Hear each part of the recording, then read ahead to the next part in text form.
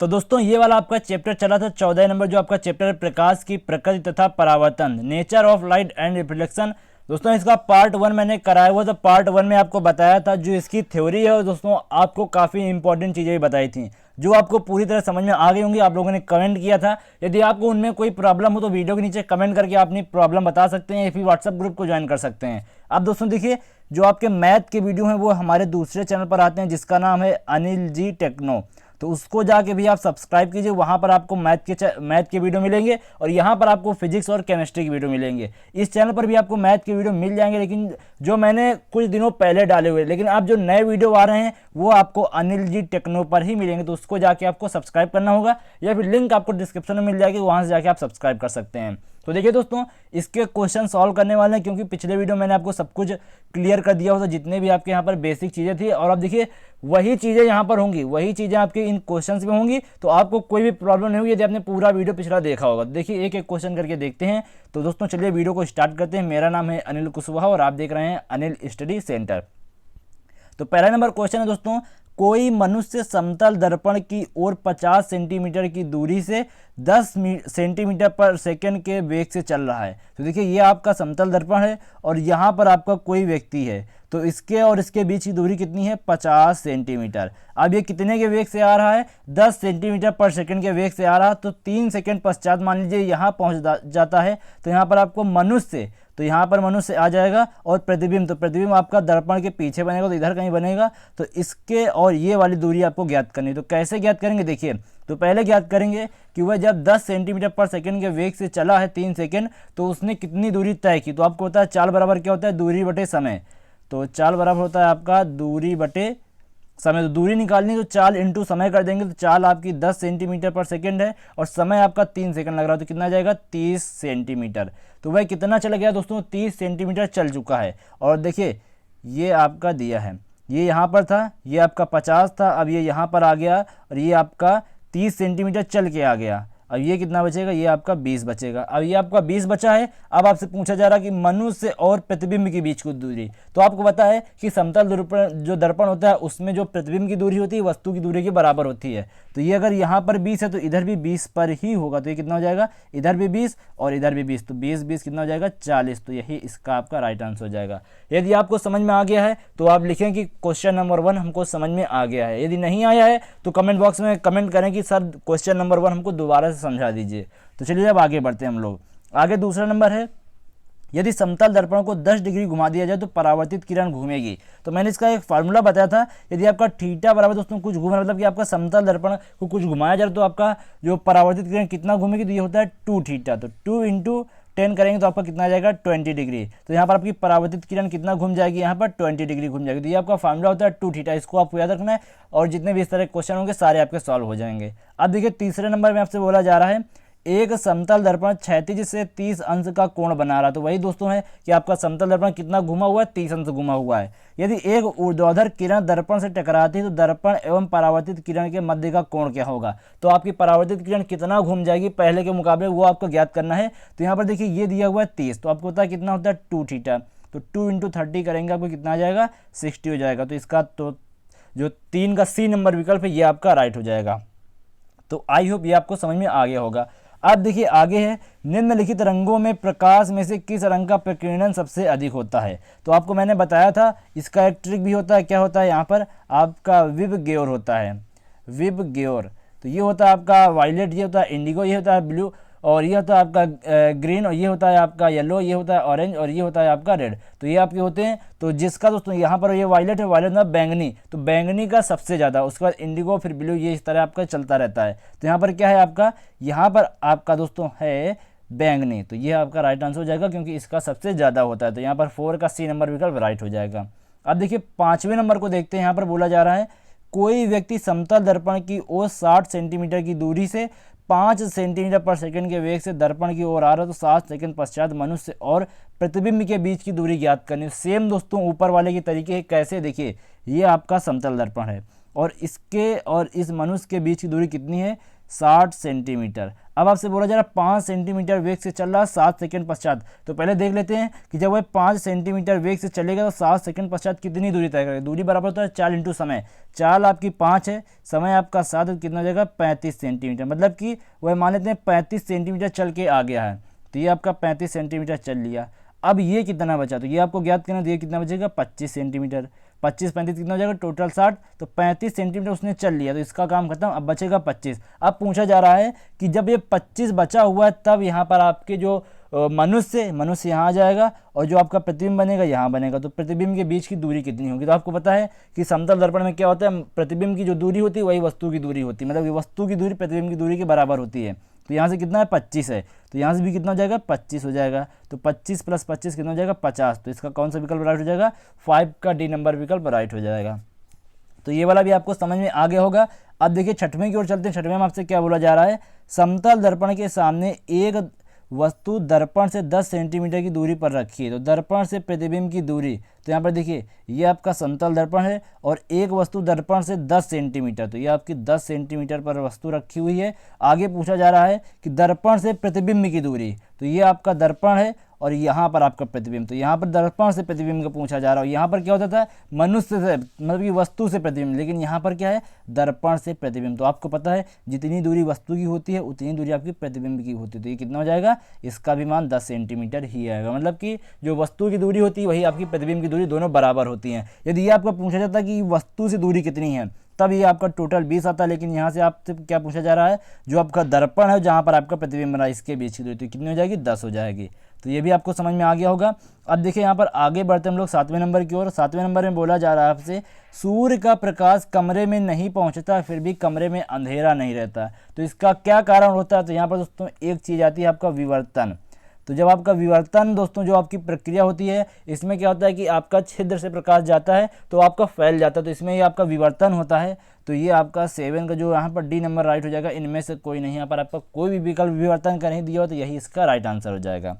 तो ये हो गया 7वां। अब देखिए 8वें नंबर में आपसे क्या पूछा जा रहा है, एक मनुष्य की लंबाई 1.4 मीटर है, तो उसको अपना पूरा प्रतिबिंब देखने के लिए कम से कम दर्पण की लंबाई कितनी होनी चाहिए। तो दोस्तों जब मैंने आपको थ्योरी वाला बताया तो उसमें बताया था यदि मनुष्य 5 फीट का है और यदि आप उसकी पूरी प्रतिबिंब देखना है तो उसको 2.5 फीट का यहाँ पर मिरर चाहिए, मतलब कि जस्ट मनुष्य की लंबाई का आधा। तो 1.4 है, 2 से भाग देंगे कितना जाएगा 0.7 मीटर। तो इसका जो राइट आंसर हो जाएगा 8 का सी नंबर राइट हो जाएगा। प्रतिबिंब की लंबाई हमेशा मनुष्य की लंबाई की आधी ही होगी। तो अब 9वें नंबर की ओर चलते हैं दोस्तों। 9वें नंबर में आपसे बोला जा रहा है कि किसी दर्पण से बने प्रतिबिंब का आवर्धन सदैव 1 होता है। तो कौन सा दोस्तों इसमें है, उत्तल दर्पण है या फिर आपका अवतल दर्पण है या फिर समतल दर्पण है, प्रत्येक में। तो आपको पता है कि जो m बराबर आवर्धन बराबर फॉर्मूला होता है V/U होता है, या फिर इसको I/O भी बोलते हैं। तो I/O, I होती है आपकी प्रतिबिंब की लंबाई, O होती है आपकी वस्तु की लंबाई, V होती है आपकी प्रतिबिंब की दूरी और ये U होता है आपकी वस्तु की दूरी। तो आपको पता है कि यहाँ पर प्रतिबिंब की दूरी और वस्तु की दूरी बराबर होती है। और यहाँ पर आपको पता है कि जो प्रतिबिंब की लंबाई होती है, मान लीजिए वह आपकी जो वस्तु की लंबाई 25 है और 25 और प्रतिबिंब की लंबाई भी आपकी 25, वस्तु की लंबाई 25, कट जाएगा कितना आ जाएगा 1 आ जाएगा। तो जहाँ पर आवर्धन होता है किसमें, समतल दर्पण में आपका समान होता है, मतलब कि 1 होता है, सदैव एक ही रहता है। तो ये आ गया समतल दर्पण।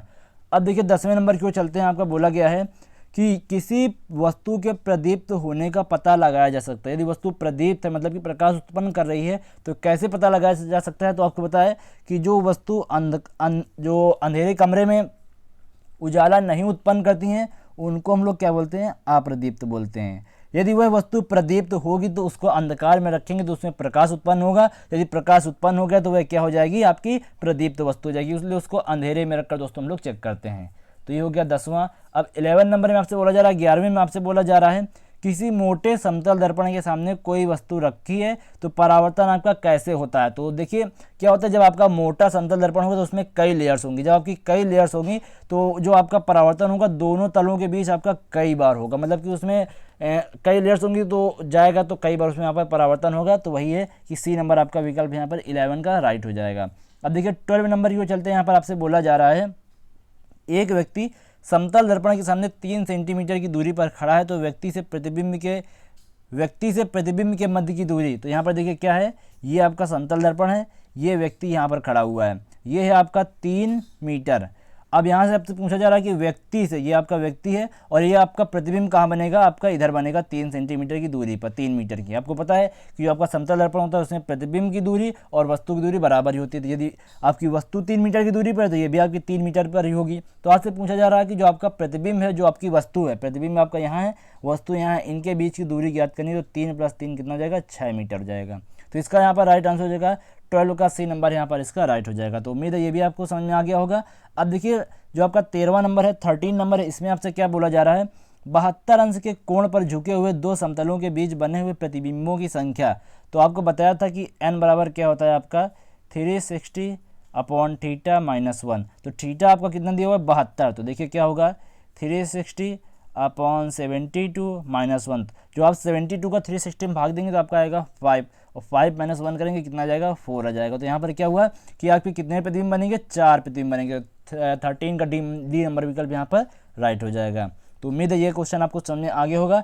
अब देखिए 14 नंबर क्वेश्चन को चलते हैं। क्या बोला जा रहा है आपसे, एक मनुष्य समतल दर्पण से 3 मीटर पर सेकंड की गति से दौड़ रहा है। समतल दर्पण से वह जब सामने जा रहा है तो 3 मीटर पर सेकंड की गति से दौड़ रहा है। तो वह अपने प्रतिबिंब से जिस वेग से दूर भाग रहा है वह आपको ज्ञात करना। तो यहाँ पर आपको पता है कि यदि वह कोई भी वस्तु है, वह समतल दर्पण के सामने खड़ी है या फिर रखी है, वहाँ से उसको गति कराया जाए। तो मान लीजिए वह 3 मीटर पर सेकंड के वेग से गति कर रही है। यदि वही आप दर्पण में देखेंगे, मतलब कि जो आपका प्रतिबिंब में देखेंगे, तो प्रतिबिंब में आपका लगेगा 2 गुना वेग से गति कर रहा है। तो यहाँ पर कितना हो जाएगा 6 मीटर पर सेकंड हो जाएगा, 2 गुना हो जाता है। तो 14 का ए नंबर विकल्प राइट हो जाएगा। अब देखिए 15वें आपसे बोला जा रहा है, एक प्रकाश किरण एक समतल दर्पण पर लंबवत आपतित होती तो आपका परावर्तन कोण कितना होगा। तो देखिए ये आपका समतल दर्पण है, ये आपकी लंबवत जो आपकी यहाँ पर क्या आ रही है आपतित किरण। तो जब लंबवत आएगी तो दोस्तों ऐसे ही आएगी और ऐसे ही ऊपर को निकल जाएगी। तो यहाँ पर कोण कितना बनेगा, जो आपकी परावर्तित किरण 0 अंश बनेगा, क्योंकि यही आपकी परावर्तित यही अपवर्तित, तो 0 अंश का कोण बन जाएगा। तो 15 का ए नंबर विकल्प यहाँ पर राइट हो जाएगा। तो उम्मीद है ये समझ में आ गया होगा। अब देखिए 16वें नंबर की ओर चलते हैं। यहाँ पर बोला गया है कि निम्न में से किस अक्षर का समतल दर्पण द्वारा पार्श्व परिवर्तन प्रतीत नहीं होगा। तो आपको पता है कि अंग्रेजी वर्णमाला में कुछ अक्षर ऐसे होते हैं जिनको आप मिरर के सामने ले जाएंगे तो कोई फर्क नहीं पड़ता है। तो यहाँ पर देखिए बी को ले जाएंगे तो उल्टा हो जाएगा, एफ को ले जाएंगे तो उल्टा हो जाएगा, जी को ले जाएंगे तो उल्टा हो जाएगा, लेकिन जो एम है, एम को ले जाने पर वह उसी तरह का बना रहेगा। तो यहाँ पर 16 का डी नंबर विकल्प यहाँ पर राइट हो जाएगा। तो ये भी आपको समझ में आ गया होगा। अब देखिए यहाँ पर है, एक प्रकाश किरण समतल दर्पण के साथ 30 अंश का कोण बना रही है। 30 अंश का कोण बनाते हुए आपतित हो रही है। तो आपतित किरण और परावर्तित किरण के बीच का कोण ज्ञात करना है। देखिए ये आपका एक समतल दर्पण है और जो आपकी किरण आपतित हो रही 30 अंश के कोण पर, कितने से, समतल दर्पण के साथ 30 अंश। तो समतल दर्पण आपका ये इसके साथ आपका 30 अंश के साथ आपतित हो रही है। अब उसके बाद आपतित किरण तो परावर्तित किरण, तो ये आपकी इतने पर ही क्या हो जाएगी, परावर्तित हो जाएगी। और यहाँ पर आपको क्या डालना होता है, अभिलंब डालना होता है। तो आपको पता है कि अभिलंब कितने पर होता है, 90 पर होता है। ये आपका 30 है तो ये कितना हो जाएगा 60 हो जाएगा। ये जब इतना आपका 60 है तो इधर वाला भी कितना होगा 60 होगा, क्योंकि अपवर्तन कोण आपका परावर्तन कोण के बराबर होता है। तो जो आपका ये आपतित किरण और ये परावर्तित किरण, तो दोनों के बीच का कोण कितना हो जाएगा 120 हो जाएगा। तो यहाँ पर इसका जो सी नंबर विकल्प है राइट हो जाएगा। फिर से समझिए, ये आपकी किरण आपतित हो रही है कितने अंश के कोण पर, ये आपके समतल दर्पण से 30 के साथ। अब आपको पता अभिलंब कितने पर होता है 90, तो ये 30 तो ये 60 हो जाएगा, 60 120 तो ये 120 आपका राइट आंसर हो जाएगा। तो उम्मीद है ये अभी आपको समझ में आ गया होगा। अब 18वें की ओर चलते हैं। देखिए 18 में आपसे क्या बोला जा रहा है, यदि किसी समतल दर्पण पर आपतित किरण अभिलंब के साथ 45 अंश का कोण बनाती है तो परावर्तित किरण तथा अभिलंब के साथ कोण कितना बनेगा, ये आपको ज्ञात करना है। देखिए ये आपका यहाँ पर क्या है, समतल दर्पण है। अब बोला जा रहा है समतल दर्पण पर आपतित किरण अभिलंब के साथ, तो ये पहले यहाँ पर एक अभिलंब बनाना पड़ेगा। तो अभिलंब के साथ कितने अंश का कोण बन रहा है 45, तो ये कितना हो जाएगा 45 अंश का कोण हो गया। अब आपसे बोला जा रहा है कि परावर्तित किरण अभिलंब के साथ कितना बनेगा, तो ये आपकी परावर्तित किरण हो गई। तो ये वाला कोण आपको ज्ञात करना। तो आपको पता है जितना आपका आई होता है उतना ही आर होता है, मतलब कि जितना आपका अपवर्तन कोण होता है उतना ही आपका परावर्तन कोण होता है अभिलंब के साथ। तो ये आपका 45, तो ये भी आपका 45 हो जाएगा। तो यहाँ पर आपका 18 का ए नंबर विकल्प राइट हो जाएगा। अब देखिए 19 की ओर चलते हैं। यहाँ पर आपको बताना है कि प्रकाश की तरंग दैर्घ्य की परास कितनी होती है। यहाँ पर प्रकाश की तरंग दैर्घ्य का मान कितना होता है आपको पता है, 3900 एंगस्ट्रॉम से आपका 7800 एंगस्ट्रॉम होता है। तो ये 19 का ए नंबर विकल्प राइट हो जाएगा। जब आपने प्रकाश की प्रॉपर्टीज़ पढ़ी होंगी तो ये आपने कई बार देखा होगा 3900 से 7800 एंगस्ट्रॉम। अब देखिए आगे बढ़ते हैं कि समतल दर्पण की फोकस दूरी कितनी होती है। तो आपको पता है समतल दर्पण की जो फोकस दूरी होती है वह क्या होती है, अनंत होती है। और इसकी जो यहाँ पर आपका क्षमता होती है पी, वह कितनी होती है यहाँ पर, वह आपकी शून्य होती है। तो ये आपको याद रखना है, आपकी फोकस दूरी अनंत होती है और क्षमता आपकी शून्य होती है। तो यहाँ पर फोकस दूरी कितनी हो जाएगी, अनंत हो जाएगी। अब देखिए आगे यहाँ पर दो समतल दर्पण को समांतर रखा जाता है, एक आपका दर्पण यह है, एक दर्पण यह है। इनको समांतर रखने पर उनसे बनने वाले प्रतिबिंबों की संख्या, दोस्तों जब आपका समांतर रखा जाएगा तो इनके बीच का कोण कितना होगा, शून्य होगा। तो जब शून्य कोण होगा तो आपका होता है 360 अपॉन थीटा। थीटा आपका 0 - 1, आप 0 से किसी भी संख्या में भाग देंगे तो आपका इनफाइनाइट आएगा, और इनफाइनाइट में कुछ आप घटाएंगे अनंत में तो आपका अनंत ही आता है। तो यहाँ पर कितने प्रतिबिंब बनेंगे, तो आपके अनंत प्रतिबिंब बन सकते हैं। तो यहाँ पर 21 का डी नंबर विकल्प राइट हो जाएगा। अब 22 की ओर चलते हैं। देखिए क्या है यहाँ पर, एक विद्युत बल्ब को 60 अंश के कोण पर झुके हुए दो समतल दर्पणों के बीच रखा गया। तो यहाँ पर कितने बल्ब के प्रतिबिंब बनेंगे ये आपको बताना है। तो यहाँ पर देखिए 360 अपॉन 60 -1, तो कितना आएगा यहाँ पर 0 0, यहाँ 6 - 1, तो कितना जाएगा 5 आ जाएगा। मतलब कि कितने प्रतिबिंब यहाँ पर आपके बनेंगे बल्ब के, 5 प्रतिबिंब बनेंगे। तो यहाँ पर आपका 22 का सी नंबर विकल्प राइट हो जाएगा। कुछ नहीं करना था, सिर्फ आपको फार्मूला पता होना चाहिए। अब देखिए आगे बढ़ते हैं कि निम्न में से यहाँ पर किस रंग का यहाँ पर प्रकीर्णन सबसे अधिक होता है। तो क्या होता है आपका विबग्योर। तो यहाँ पर देखिए आपका क्या है, वायलेट है, इंडिगो है, ब्लू है। तो यहाँ पर देखते हैं ब्लू है, आपका नीला भी दिया हुआ है और बैंगनी भी दिया हुआ है। तो यहाँ पर पहले वायलेट आता है, तो वायलेट आपका क्या है, ये वायलेट। तो यहाँ पर इसका जो राइट आंसर हो जाएगा 23 का डी नंबर राइट हो जाएगा, क्योंकि आपका ब्लू यहाँ पर आ रहा है, वायलेट आपका पहले आ रहा है। तो बैंगनी आपका पहले, इसको पहले मान्यता दी जाएगी। तो आपका 23 का डी नंबर विकल्प राइट हो जाएगा। तो ये 23 हो गया। अब देखिए 24 की ओर चलते हैं। यहाँ पर बोला गया है यदि समतल दर्पण को थीटा कोण पर घुमा दिया जाए तो परावर्तित किरण कितना घूम जाएगी। तो आपको क्या होता है, 2 थीटा होता है। तो इसका जो ए नंबर विकल्प है ये आपका राइट हो जाएगा। अब देखिए नेक्स्ट है कि परिदृश्य प्रकाश के तरंग का परास कितना होता है। जब आपकी परिदृश्य जो आप देख सकते हैं तो उसका होता है 4000 एंगस्ट्रॉम से 8000 एंगस्ट्रॉम होता है।